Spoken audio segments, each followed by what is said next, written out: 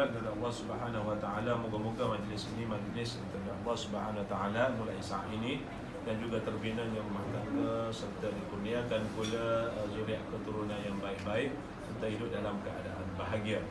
Yang pertama, dalam Islam Allah mensyariatkan perkahwinan. Itu satu. Untuk apa? Untuk manusia ini berkembang biak di atas muka bumi dan juga mendapat pahala kebajikan kerana mengikut sunnah Rasulullah sallallahu alaihi wasallam. Sebagaimana dalam surah An-Nisa ayat yang pertama, maksudnya wahai sekalian manusia, bertakwalah kepada Allah Subhanahu wa taala yang telah menjadikan kamu bermula daripada Adam, dan kemudian daripada Adam itu diciptakan pasangannya iaitu Hawa, dan juga yang membiakkan dari keduanya zuriat keturunan lelaki dan perempuan yang ramai. Dan bertakwalah kepada Allah Subhanahu wa taala yang kamu selalu minta dengan menyebut-nyebut namanya, serta peliharalah hubungan silaturahim kaum kerabat, kerana sesungguhnya Allah Subhanahu wa taala sentiasa memerhati, mengawasi kamu. Yang kedua, perkahwinan juga untuk kita mengelakkan suatu yang disebut jenayah ataupun perbuatan disebut sebagai dosa, takut terjerumus kepada dosa melakukan zina.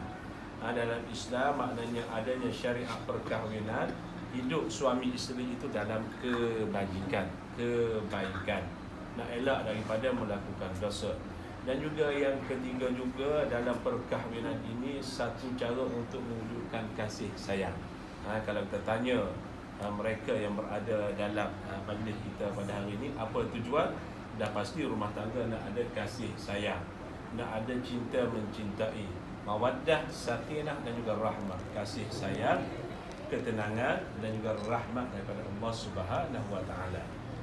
Itu antara hikmah Allah ciptakan manusia itu ada lelaki ada perempuan.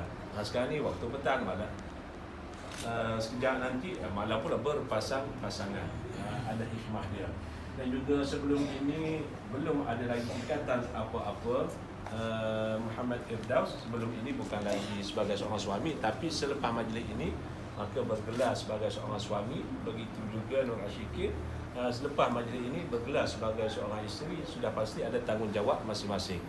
Kalau sebelum ini bukan lagi sebagai seorang suami, tak ada tanggungjawab, tapi lepas ni ada tanggungjawab dia, kena beri nafkah, kena sara isteri.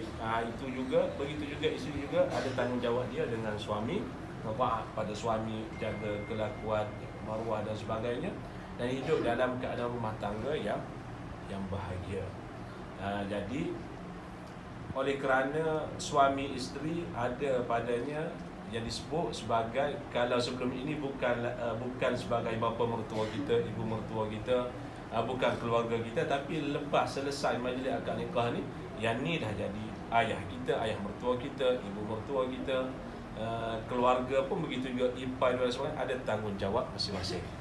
Ada tanggungjawab sebagai seorang suami. Contoh dia apa dia? Maaf Firdaus, tanggungjawab sebagai seorang suami. Minta Allah. Allah lagi, beri nafkah, beri tunjuk ajar. Begitu juga isteri, mak kepada suami, laku kebaikan kepada kedua-dua belah pihak. Ini tanggungjawab.